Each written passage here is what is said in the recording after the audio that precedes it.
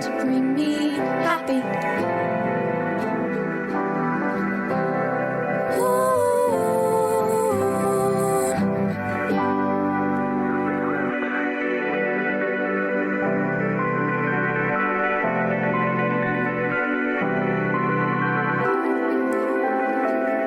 Thank you, happy.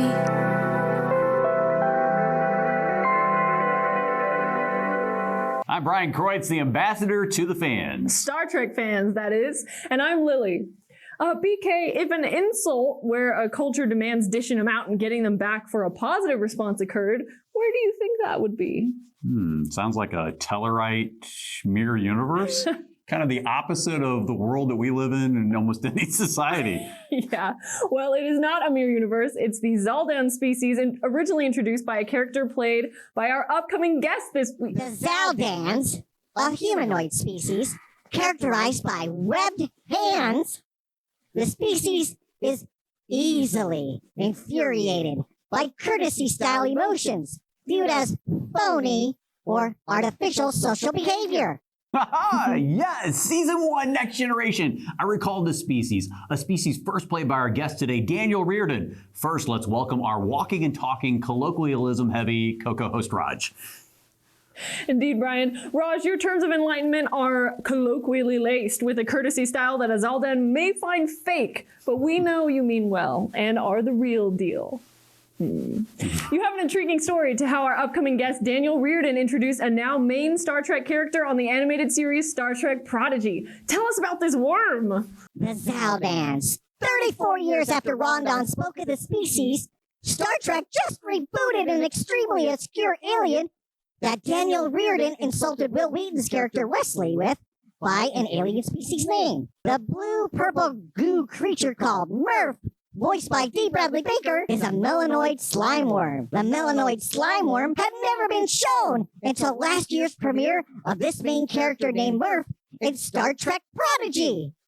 Melanoid slime worm was an insult from the Next Generation episode Coming of Age that Starfleet officer character Reardon hurls as an insult. See this visual reference. Well, I'll be a Horta's uncle, a melanoid slime worm. Oh, a slime worm! You despicable melanoid slime worm! Did he ever think his insult of a worm species would turn into a huge Star Trek main character all these years later? This first episode of Star Trek Next Generation that Daniel Riordan appeared in was nominated for an Emmy category, Outstanding Achievement in Makeup for a Series in 1988 for that webbed hand and more. Well, fast forward to 2019 and Star Trek Discovery wins an Emmy for Outstanding Prosthetic Makeup for a Series for the episode If Memory Serves. In between all these years, Star Trek has won and been nominated so many times for makeup and prosthetics. Is it any wonder with more than hundreds of worlds of cool aliens that we see each week? They should win every time. They really should. Daniel Riordan will join us in a moment. A Captain's Log returns in a moment. Welcome back to a Captain's Log. We're moments away from being insulted by a Zaldan, or being shot with a Bajoran phaser after a stab wound with a farm tool, or being headbutted by Lily's favorite Klingon, Duras' grandpa, also named Duras. Duras. All characters in a summary of the situations I've stated here have been played by Daniel Riordan, our special guest today. Oh, wow. We have a fantastic guest. He's not only voiced hundreds of characters and narration where many viewers may recognize his distinct words. Oh, yeah, that's not all, Lily. Daniel Riordan is a guest who has appeared many times on screen in Star Trek. Yes, Daniel Riordan appeared 3 times on Star Trek series, and I know we both can't wait to talk about that with Daniel and his illustrious career of many episodes of Trek, Transformers, and other fascinating films like Jingle All the Way. Daniel Riordan, welcome to A Captain's Log. Thank you very much. Glad to be here. Now, Daniel, you have a Bachelor of Fine Arts degree in drama from NYU, New York University. Tell us about your start into the performing arts and who were the big influences early to whet your appetite at the beginning of your career. I started as a kid doing plays and theater in school and theater and community theater. And what really got me started was watching TV and seeing Spencer Tracy and all these older great actors, Laurence Olivier, on these old movies. And that really was the thing that whet my appetite, and just loving movies and loving really good TV shows and wanting to be part of the business. So that was kind of my instigation. It was kind of a calling, I always say. It started when I was about 5 and just never looked back, wanted to be an actor. Daniel, it's great to hear success stories like yours, starting from little roots to then blossom into a career. Very flattering, thank you. Now, Daniel, your first on-screen credit is in the 1984 film Breakin' 2, Electric Boogaloo, from director Sam Furstenberg. And the film has a lot of dancers and a young Ice-T as a rapper, and your role as a surveyor. Tell us how this role came about, and did you ever think way back in 1984 that you would be here in 2023 with well over 125 credits and a successful Hollywood career? Well, I was hoping I'd still be here. So yes, on that answer to that question was a positive, ambitious yes. I started I was running film for Canon Films, who produced the movie, and those are the days we were obviously still shooting on 35. And my job was to come to the set every day and pick up the dailies, and actually run the physical film to the airport to ship to New York, to have it processed and then shipped back to LA. Don't ask me why they did that. It's so risky because the day's work was going to be handled and shipped all the way to New York and then back. But they wanted those negative shipped. They probably had a great deal. And working around the office, I kept saying to them, and it was a very young office. There were some older producers, but everybody else was in their 20s. And I was walking around saying, I was 24. I was like, hey, I want to be an actor. I am an actor. I want to be in the movie. I want to be in the movie. And one day they were like, great, we have a part for you. So they just kind of threw me this bone. And I shot the scenes I did. And then I ran the film to the airport. So I did double duty that day.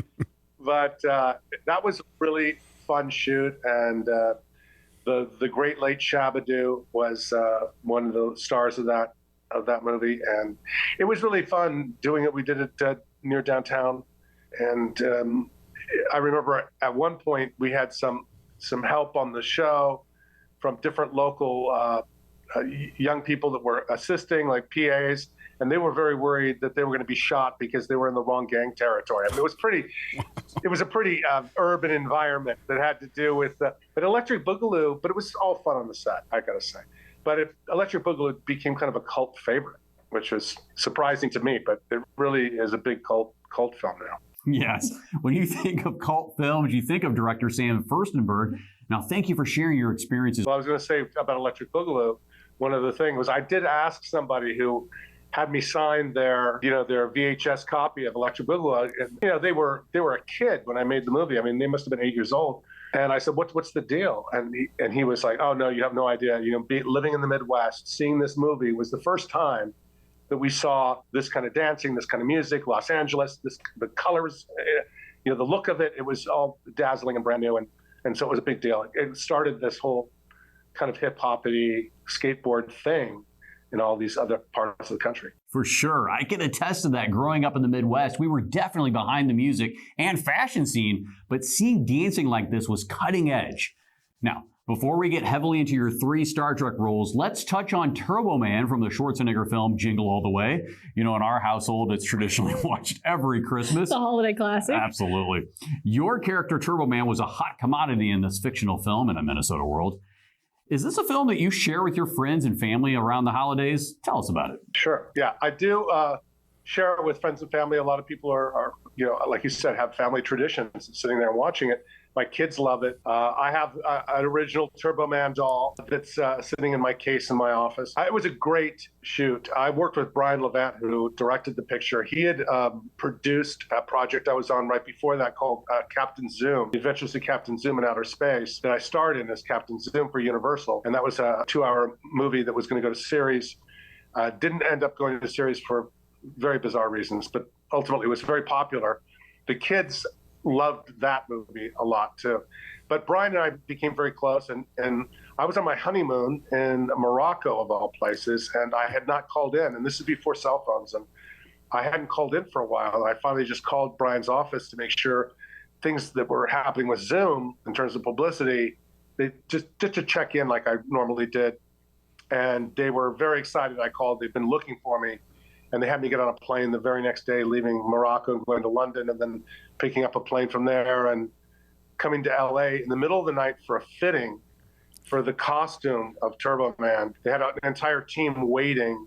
They picked me up at the airport in the limo, shot me over to the studio at 3 a.m, and I had to have like a wax molding done, a latex mold, and it took a couple of hours. And then I was done with that. I came home, which was really odd because my wife was still waiting in Morocco, in Marrakesh. So I'm still right in the middle of my honeymoon. So I stayed overnight in my house in Venice, in LA, and then jumped on a plane the next morning and continued picked up my honeymoon and just kept going.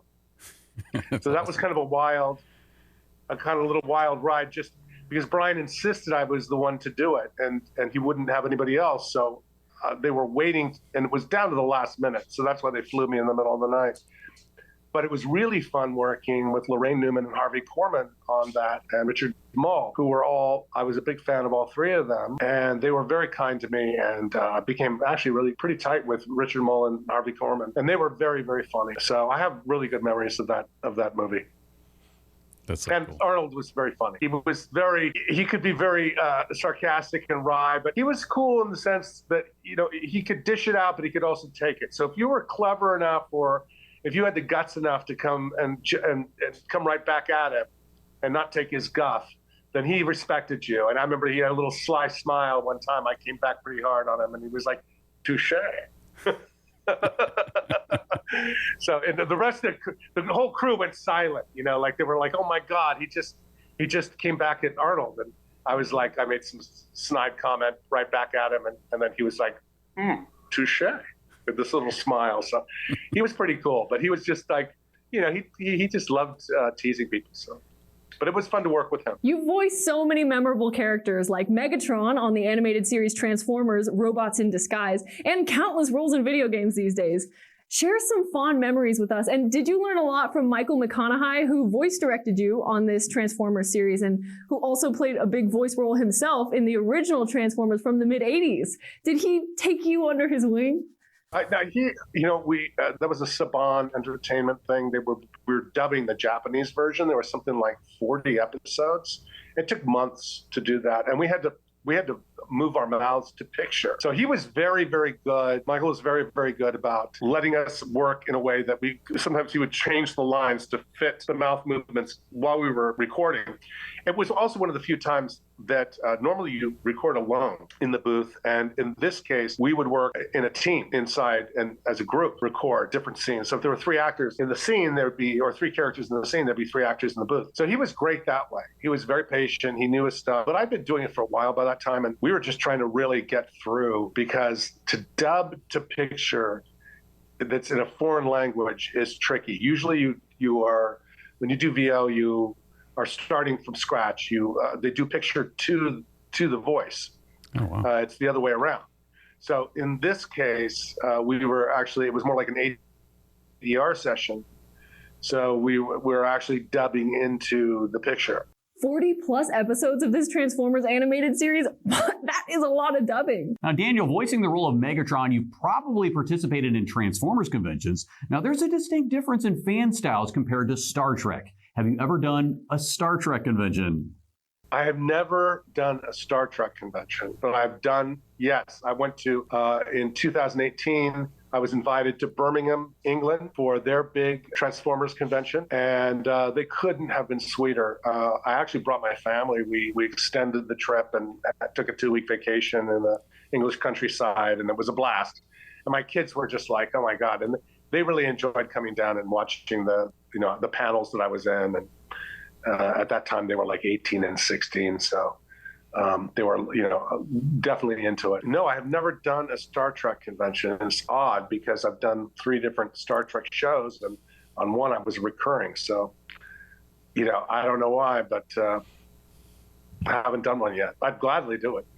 Yes, I figured you would definitely want to do a Star Trek convention. Let's get to Star Trek for the rest of the best here on A Captain's Log.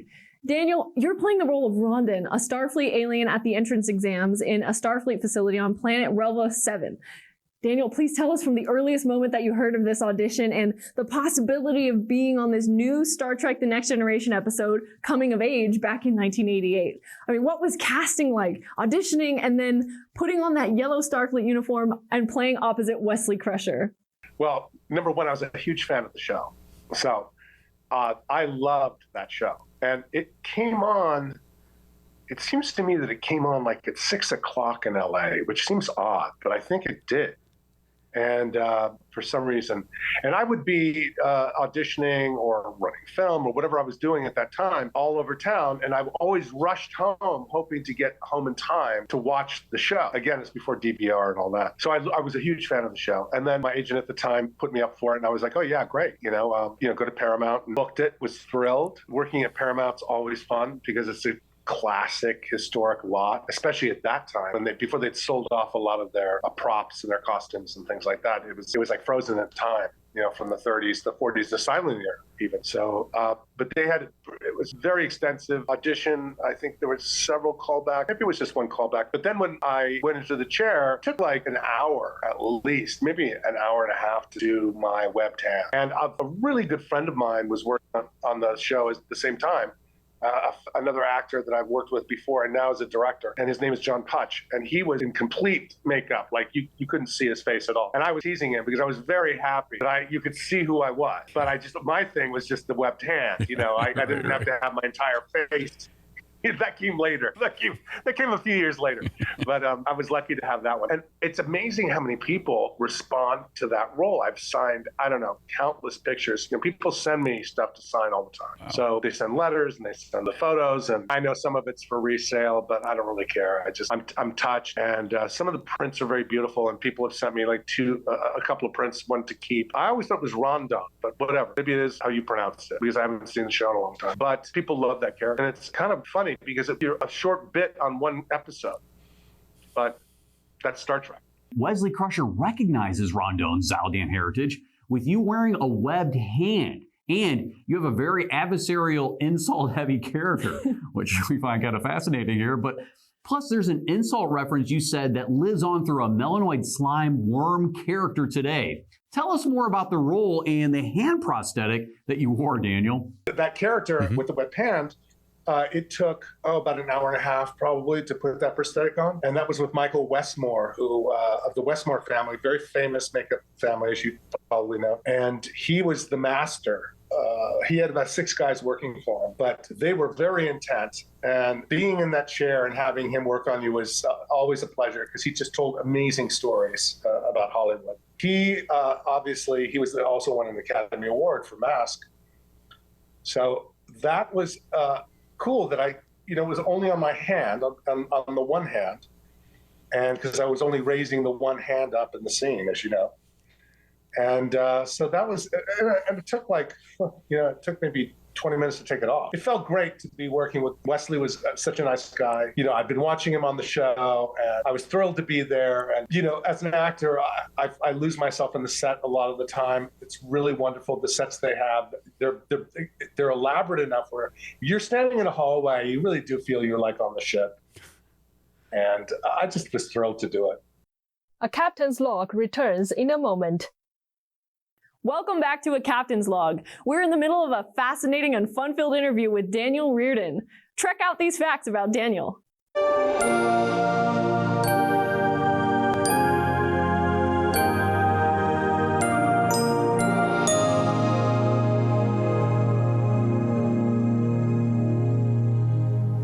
Were you a big Star Trek fan growing up? And if so, who in the Star Trek universe have you always wanted to meet, and who have you already had the pleasure of getting to meet or even work with? Of course, I would have liked to have met Leonard Nimoy. As a kid, I watched the original Star Trek. And from Enterprise, I would have liked, or not Enterprise, but Next Generation, I would have loved to have met Jean-Luc Picard. He was amazing. He would have been, it was such a great captain.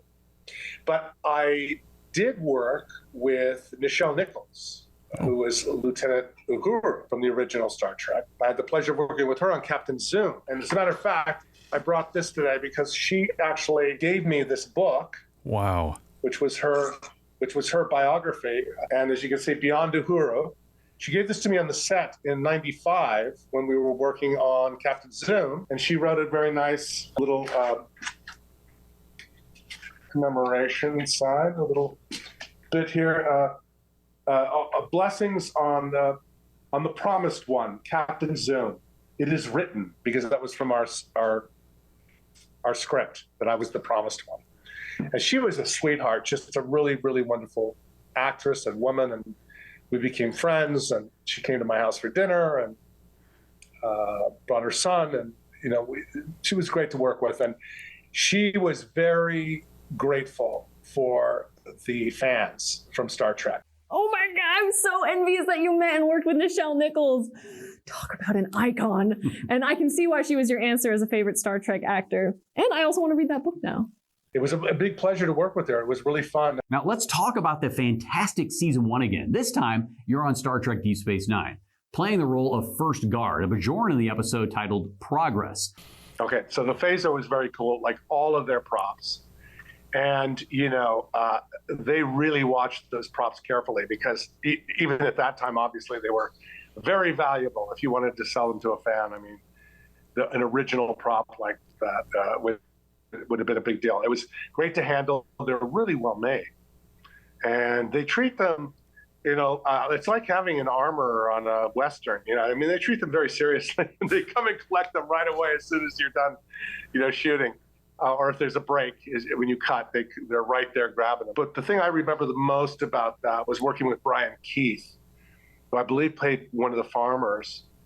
And Bryan Keith is a tremendous actor who had done many movies and film noir and TV shows. And of course, he was the star of Family Affair in the 1960s. That, again, I'd grown up watching the show. And he and I took a break underneath the set. There was a kind of a mountain set, and underneath you could sit underneath it. It was just kind of a quiet place to sit.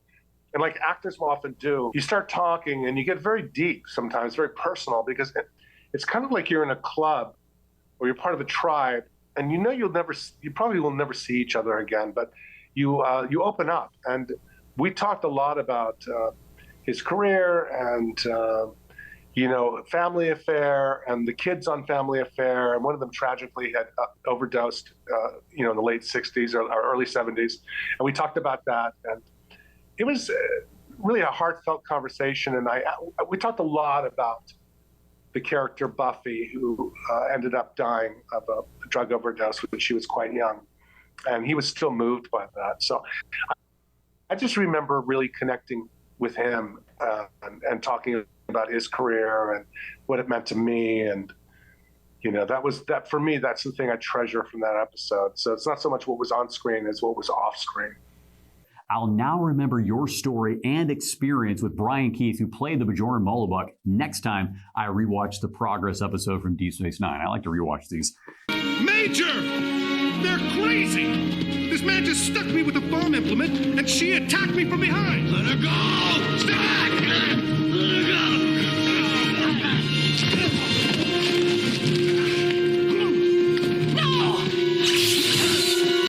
Viewers know there's more of you in the Trek universe, Daniel. So let's talk about the biggest role that you played in 2 episodes of Star Trek Enterprise. You're notably the grandfather of the Duras Klingon family from Star Trek The Next Generation. And you put on the Klingon makeup as Duras, son of Toral. And although actors don't generally have much say in the writing or development of their characters, were you aware of the previous Duras character and the Duras sisters, and then Worf's relation to all of this when you were stepping into the role? Can you tell us how this audition and the role went for you on Enterprise? Well, the way I was told about it by the producers was that I was Worf's grandfather.